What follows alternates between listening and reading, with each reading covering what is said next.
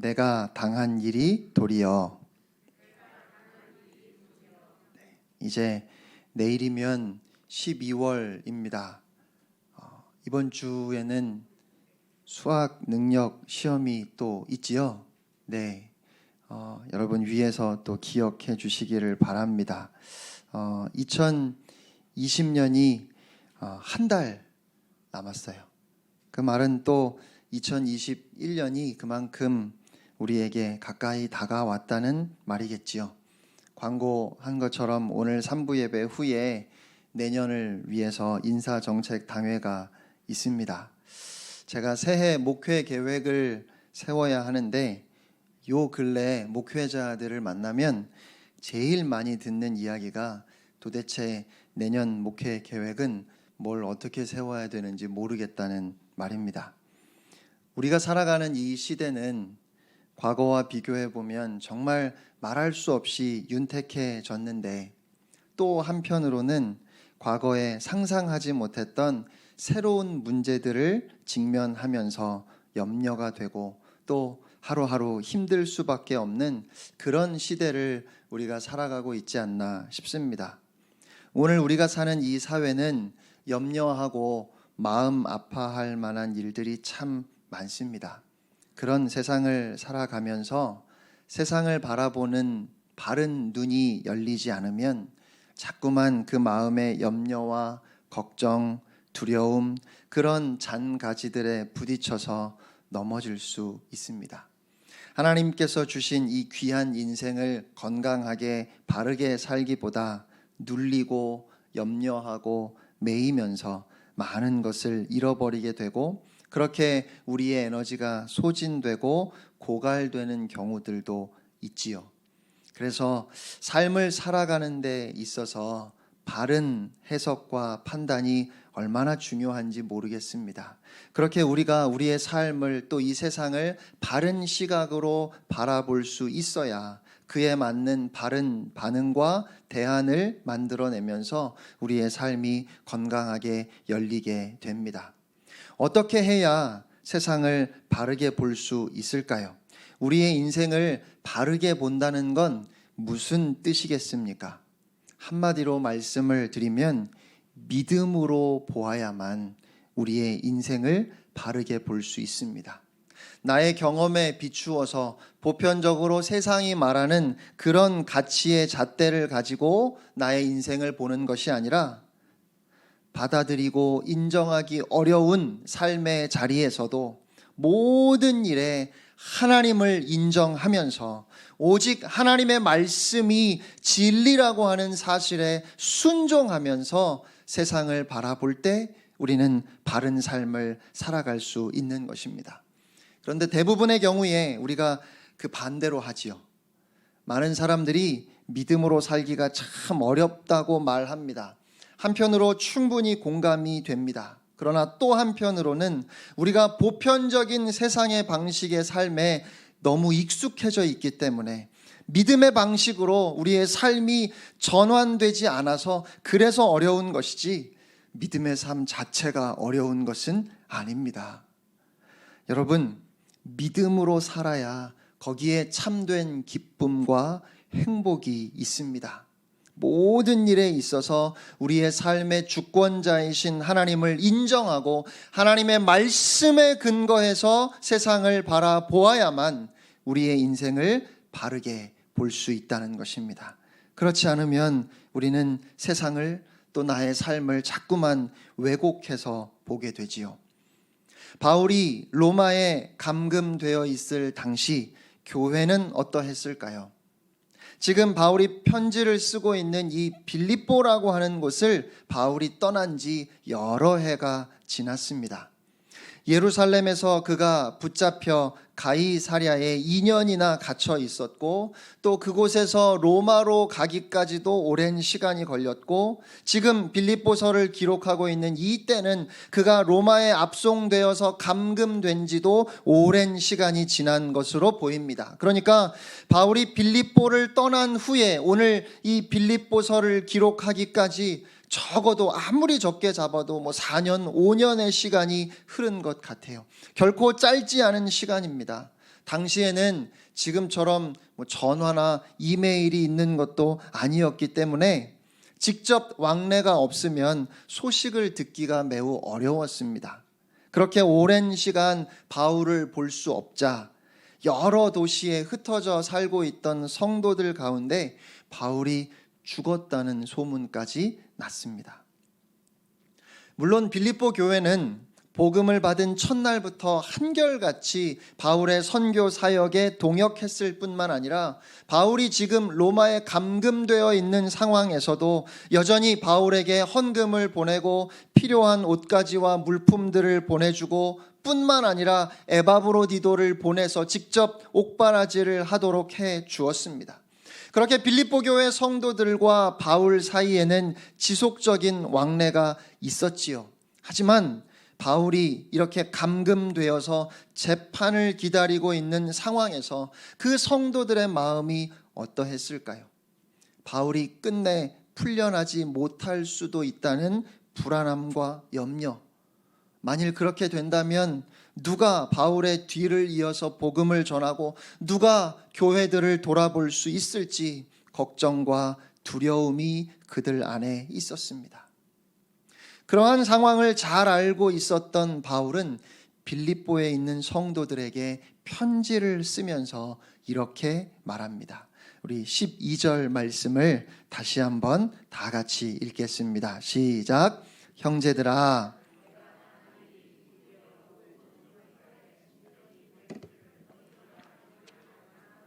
아멘. 빌립보서의 내용을 구분할 때 1절과 2절이 편지 형식의 서론이면서 인사말이고 3절부터가 편지의 본론이라고 그렇게 구분하기도 하고, 빌립보서 전체를 서론, 본론, 결론으로 그렇게 나눌 때는 일반적으로 우리가 지난 7주 동안 함께 나누었던 1장 1절로 11절을 서론으로 봅니다.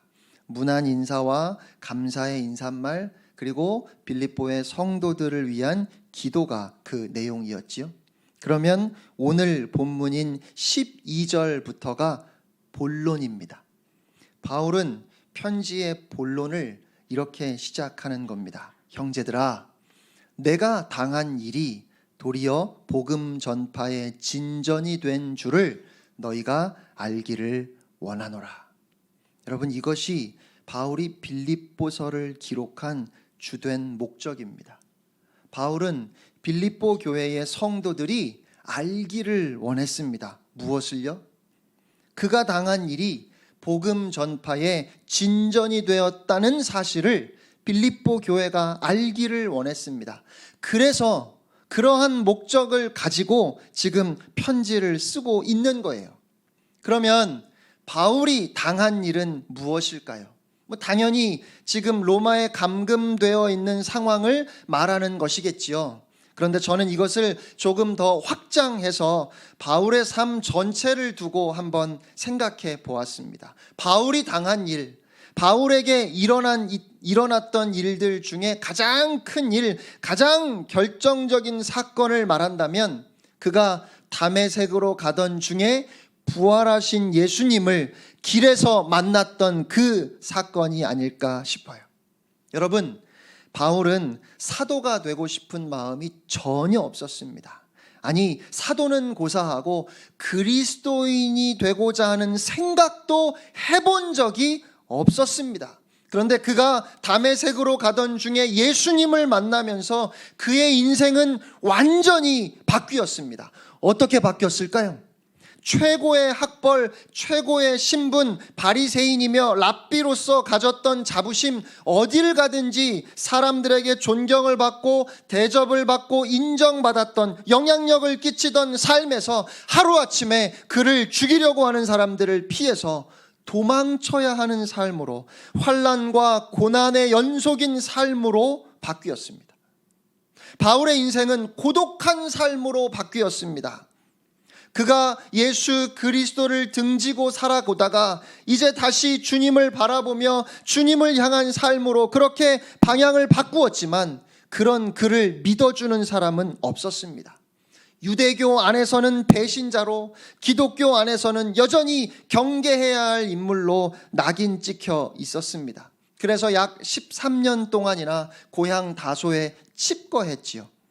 바나바가 그런 바울을 불러주어서 안디옥 교회에서 사역을 시작했고 성령의 보내심으로 선교 여행을 떠났는데, 물론 복음의 역사도 보았습니다. 물론 하나님께서 복음이 이방인들에게 전파되게 하시는 것을 직접 보았어요. 하지만 가는 곳마다 유대인들의 박해에 쫓겨나야 했습니다.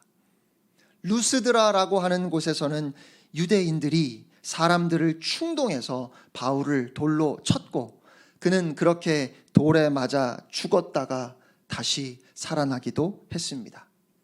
바울이 고린도 교회에 편지를 보내면서 그렇게 그가 복음을 전파하는 과정 가운데 겪었던 일들을 정리해서 이야기한 적이 있어요. 고린도 후서 11장 23절로 27절에 기록된 말씀입니다. 제가 받들어 읽겠습니다. 내가 수고를 넘치도록 하고 옥에 갇히기도 더 많이 하고 매도 수없이 맞고 여러 번 죽을 뻔하였으니 유대인들에게 40에서 하나 감한매를 5번 맞았으며 3번 태장으로 맞고 1번 돌로 맞고 3번 파선하고 일주야를 깊은 바다에서 지냈으며 여러 번 여행하면서 강의 위험과 강도의 위험과 동족의 위험과 이방인의 위험과 시내의 위험과 광야의 위험과 바다의 위험과 거짓 형제 중의 위험을 당하고 또 수고하며 애쓰고 여러 번 자지 못하고 줄이며 목마르고 여러 번 굶고 춥고 헐벗었노라. 유대인들은 매를 치는 벌을 내릴 때 40대 이상은 선고할 수 없었습니다. 그것은 하나님께서 정하신 것이에요. 그런데 40대를 때리라고 이렇게 선고했다가 여러분, 때리는 사람이 혹시 실수로 한 대쯤 더 때릴 수도 있지 않겠습니까? 사람은 그렇게 충분히 실수할 만한 존재잖아요. 그래서 유대인들은 항상 매를 선고할 때 최고를 선고하려면 40에서 하나 빼서 39대만 선고했어요. 그러면 실수로 한 대 더 때려도 하나님의 율법을 어기지는 않는 거니까요. 그래서 40에서 하나 감한 매를 맞았다는 이 표현은 사람이 맞을 수 있는 최대치의 최악의 매를 맞았다는 그런 뜻입니다. 몇 번이나요? 5번이나 맞았습니다. 복음을 전하기 위해 선교 여행을 다니면서 겪게 되는 여러 종류의 위험이 그의 삶에 있었습니다. 자연재해의 위험도 있었고 사람들로부터의 위험도 있었습니다. 먹고 자고 입어야 하는 그 기본적인 것이 충족되지 못해서 오는 고통도 그에게는 있었습니다. 그런데요, 이런 고통보다 더 크게 바울의 마음을 짓누르는 것이 있었다고 그가 고백합니다.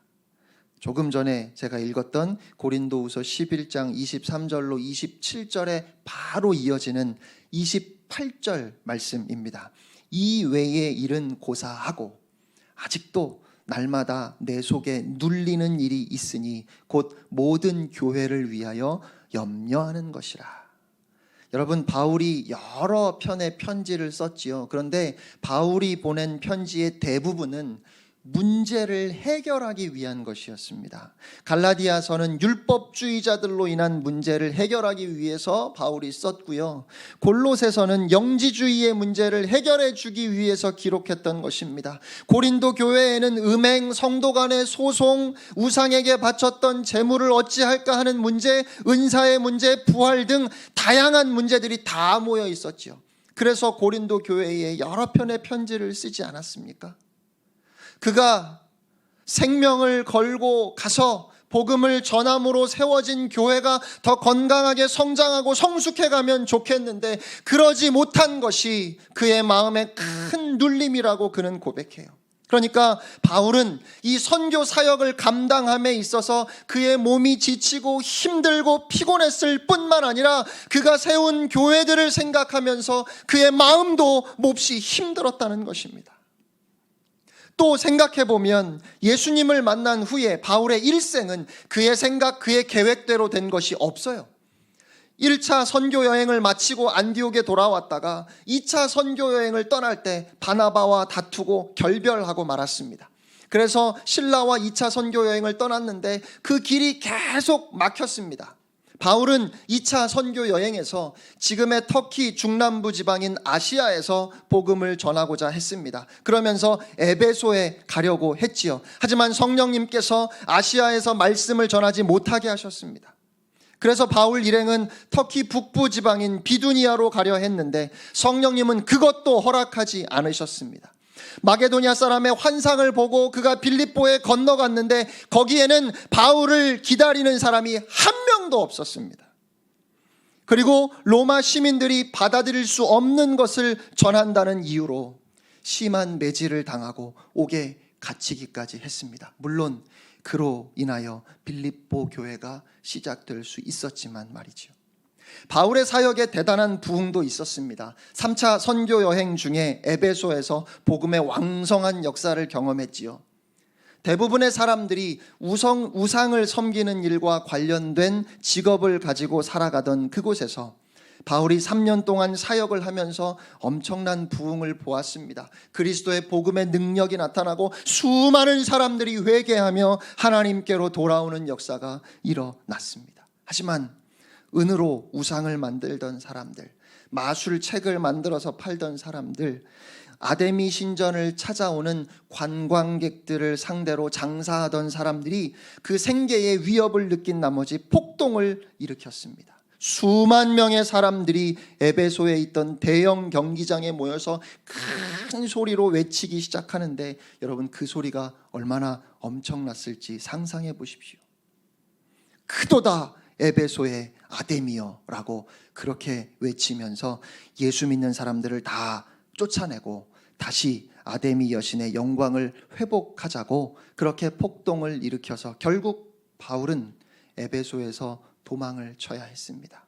그리고 늘 에베소 교회에 대한 안타까운 마음을 가지고 있었지만 그 후로 한 번도 에베소에 다시 방문할 수 없었습니다. 바울은 3차 선교 여행 중에 고린도에서 로마에 있는 성도들에게 편지를 써서 보냈습니다. 그리고 로마로 가서 그들에게 복음을 전하며 교제하기를 간절히 원했습니다. 그러나 그의 계획은 번번이 좌절되었습니다. 로마서 15장 22절로 24절에 그는 이렇게 고백합니다. 제가 세 번역으로 받들어 읽겠습니다. 그래서 내가 여러분에게로 가려고 하였으나 여러 번 길이 막혔습니다. 그러나 이제는 이 지역에서 내가 일해야 할 곳이 더 없습니다.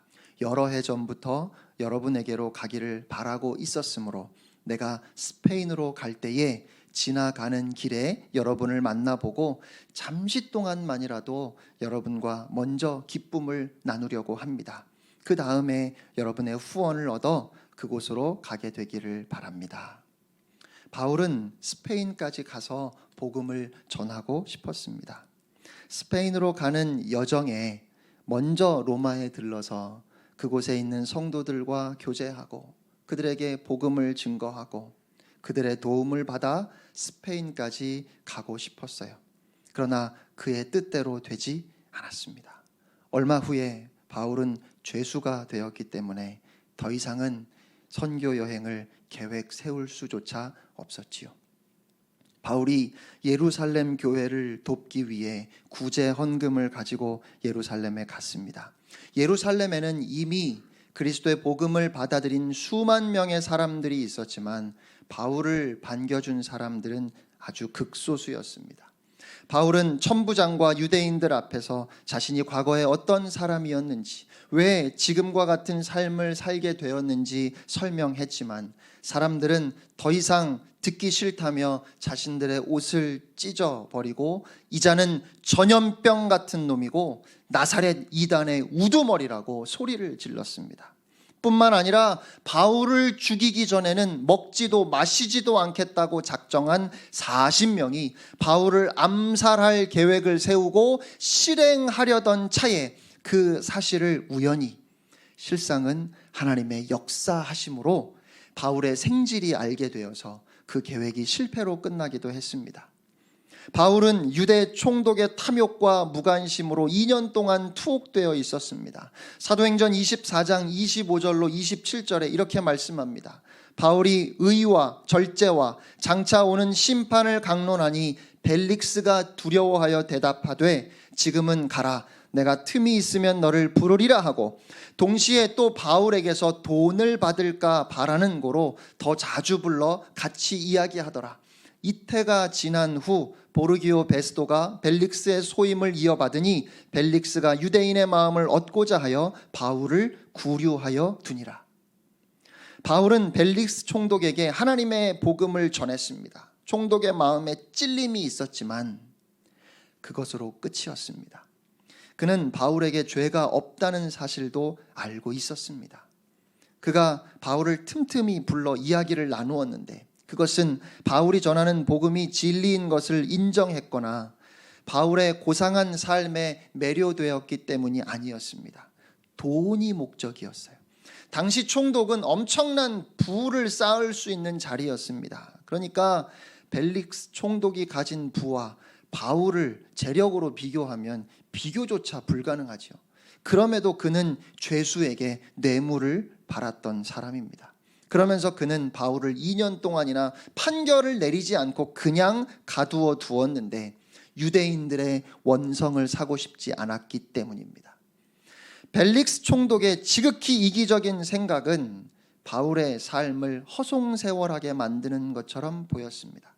마침내 바울은 로마 황제에게 상소해서 로마로 가게 되었지요. 바울은 자유로운 몸으로 스페인까지 가는 중에 잠시 로마에 들러서 복음을 나누고 싶었지만 결국 그는 지금 죄수의 신분으로 로마에 끌려와 감금되어 있습니다. 여러분, 이것이 바울이 당한 일입니다. 이렇게 예수님을 만난 이후로 지금까지 바울의 삶을 가만히 떠올려 보면 지금 로마에 감금되어서 재판을 기다리는 상황 가운데 충분히 실망할 만하다 싶어요. 글쎄요, 바울 안에 실망이 있지 않았을까요?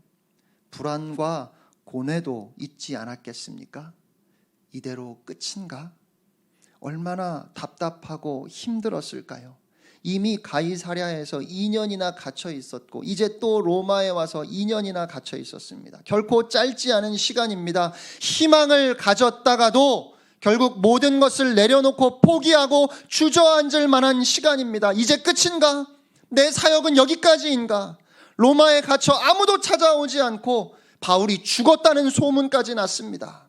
글쎄요, 저는 잘 모르겠습니다. 바울은 로마에 감금되어 있으면서도 처음부터 나는 그저 로마에 와서 한 사람에게만이라도 복음을 전할 수 있다면 그것으로 족하다는 생각을 했는지, 아니면 그의 마음에 치열한 고뇌와 고민과 하나님 앞에 기도하면서 그 영적 싸움을 통과한 후에 비로소 이런 마음을 갖게 되었는지, 그것은 잘 모르겠지만 저는 아마도 가이사랴에서의 2년뿐만 아니라 지금 로마에 와서 감금된 지도 오랜 시간이 지났는데 그 시간 동안 치열한 고뇌와 영적 갈등이 바울에게 있었을 것 같습니다. 왜냐하면 바울도 우리와 성정이 똑같은 사람이니까요.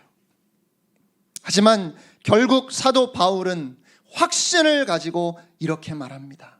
형제들아, 내가 당한 일이 도리어 복음 전파의 진전이 된 줄을 너희가 알기를 원하노라. 이 말은 결국 복음 전파의 진전이 되었다는 사실이 그의 삶에 대한 모든 해석을 새롭게 바꾼다는 것입니다. 우리의 인생을 바라보는 전혀 다른 관점을 제시해 주고 있는 것입니다. 말할 수 없이 힘들고 어려운 고난의 삶도 무엇 하나 내 뜻대로 되지 않는 것 같고 나의 계획이 번번이 좌절되고 이루어지지 않는 듯 보여도 한치 앞을 볼 수 없어서 말할 수 없이 불안한 지금 이 상황도 내가 당한 그 일이 도리어 복음 전파의 진전이 되었다면, 그러니까 하나님의 뜻이 나를 통해 이루어지고 있다면, 여전히 하나님께서 나의 삶을 다스리시고 그 전능자의 주권 아래 나의 삶이 있음을 믿는다면, 그러면 비록 힘들고 어렵지만, 고난과 고통이 여전히 사라지지 않았지만, 아무것도 달라진 것이 없어 보이지만 실상은 모든 것이 다 달라진다는 것입니다. 여러분, 사도 바울이 이렇게 전혀 다른 눈으로 세상을 바라볼 수 있는 그 근거는 무엇이겠습니까? 사람들이 흔히 말하는 것처럼 그의 기질이 낙천적이어서, 혹은 그가 무엇이든지 긍정적으로 보기 때문에 그럴까요? 신앙은 기질이나 천성에 관한 문제가 아닙니다. 여러분, 신앙은 그런 수준이 아니에요.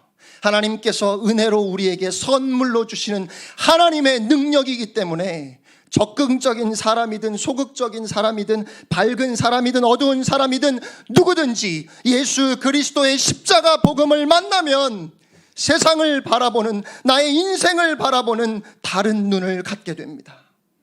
어떤 사람들이 주장하는 것처럼 얄팍한 긍정적이고 적극적인 사고의 결과가 아닌 겁니다.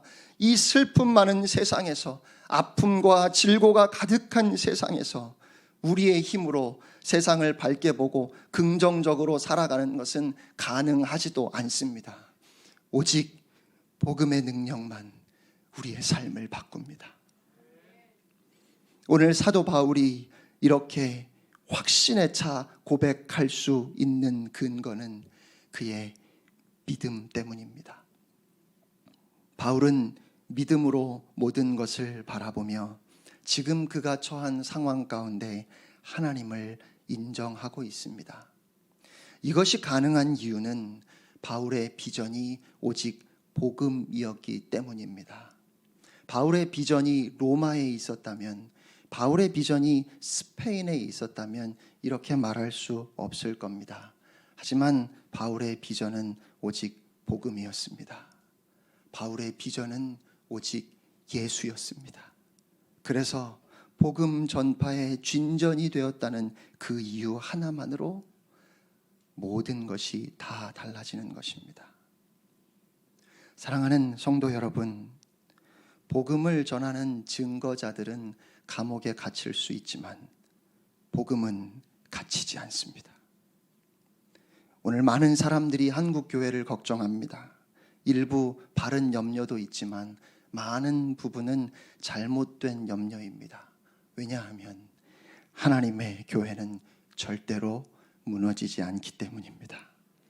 이렇게 연약하고 이렇게 보잘것없는 부족한 사람들이 모여 있지만 지난 2000년 동안 주님의 몸된 교회는 한 번도 후퇴하거나 패한 적이 없습니다. 교회는 부활하신 예수 그리스도께서 다스리시고 통치하십니다.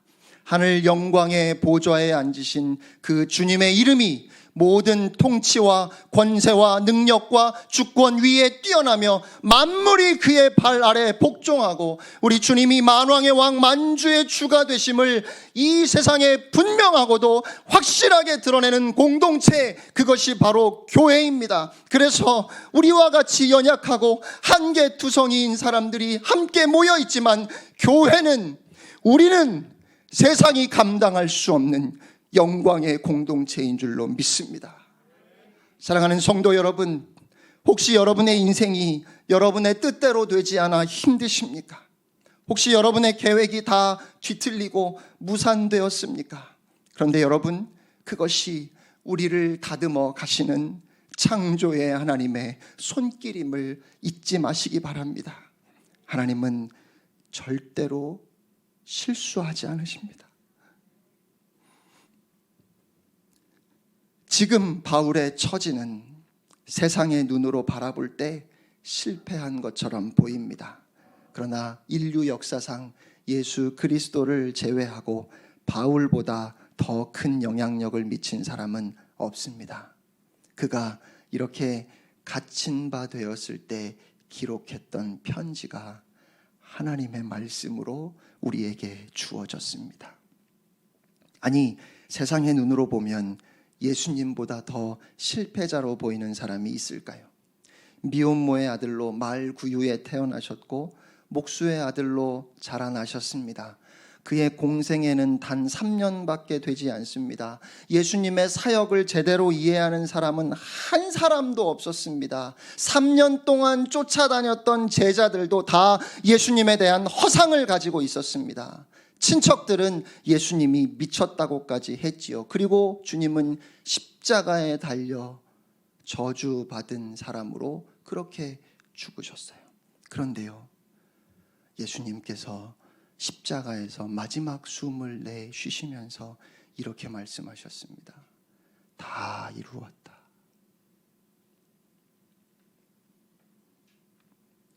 예수님의 죽으심과 부활하심으로 새 생명을 얻은 우리는 이제 예수님께서 본을 보이신 것처럼 오직 하나님 아버지의 뜻을 이루기 위해 살아갑니다. 오늘 본문의 표현으로 하면 오직 복음 전파의 진전이 되기 위해 살아가는 것입니다. 그것이 우리의 삶의 유일한 가치입니다. 그거면 되는 겁니다. 우리의 삶을 통하여 하나님의 나라가 확장되어 간다면, 우리를 통해 은혜의 복음이 세상을 향해 흘러간다면 그것으로 족한 겁니다. 그렇게 복음을 위해 살아가는 것보다 더 가치 있고 더 보배로운 삶은 없습니다.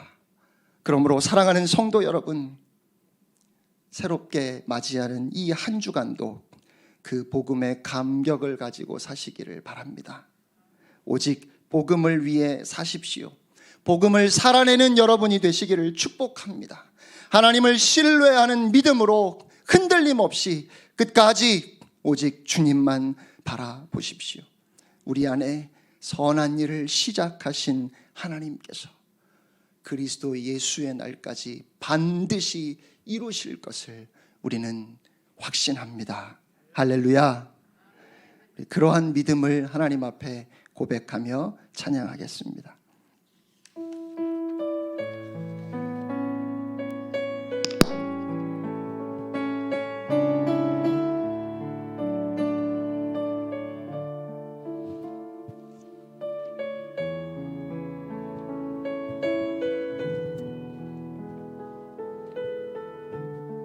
언제나 강물 같은 주의 은혜로, 언제나 강물 같은 주의 은혜로 내 영혼 새롭게 빛는 창조의 하나님이 나의 아버지, 지치고 상한 마음 싸매주시고 품 안에 안아주시는 위로의 하나님이 나의 아버지,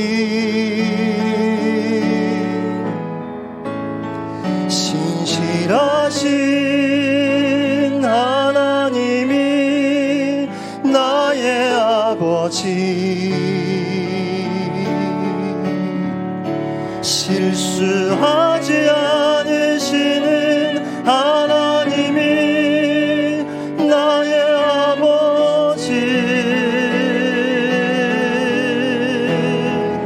복 주시고 지키시며 은혜와 평강을 베푸시는 축복의 하나님이 나의 아버지, 독생자 예수님을 이 땅에 보내 내 죄를 대속해 하신 구원의 하나님이 나의 아버지, 절망의 순간마다 찾아오셔서 능력의 손으로 일하신 기적의 하나님이 나의 아버지, 신실하신 하나님이 나의 아버지, 실수하지 않으시는 하나님이 나의 아버지,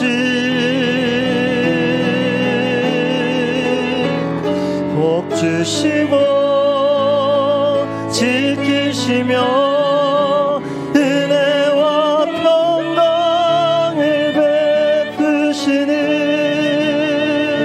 축복의 하나님이 나의 아버지, 신실하신 하나님이, 신실하신 하나님이 나의 아버지, 실수하지 않으시는 하나님이 나의 아버지, 복 주시고 지키시며 은혜와 평강을 베푸시는 축복의 하나님이 나의 아버지.